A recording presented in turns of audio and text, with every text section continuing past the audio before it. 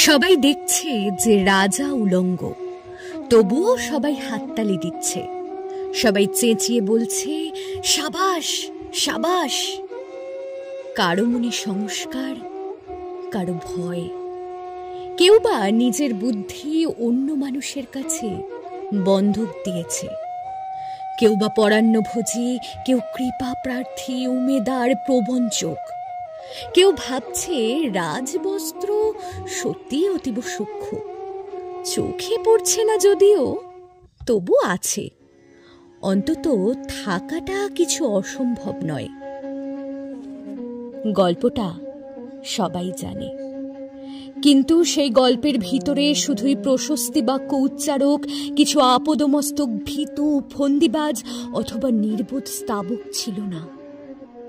একটি শিশুও ছিল, সত্যবাদী, সরল, সাহসী একটি শিশু।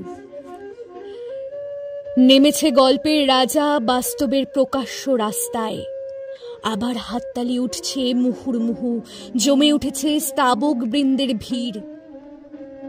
কিন্তু সেই শিশুটিকে আমি ভিড়ের ভিতরে আজ কোথাও দেখছি না। শিশুটি কোথায় গেল? কেউ কি তাকে কোথাও কোনো পাহাড়ের গোপন গুহায় লুকিয়ে রেখেছে? নাকি সে পাথর, ঘাস, মাটি নিয়ে খেলতে খেলতে ঘুমিয়ে পড়েছে কোনো দূর নির্জন নদীর ধারে, কিংবা কোনো প্রান্তরের গাছের ছায়ায়? যাও, তাকে যেমন করেই হোক খুঁজে আনো। সে একবার এই উলঙ্গ রাজার সামনে নির্ভয়ে দাঁড়াক।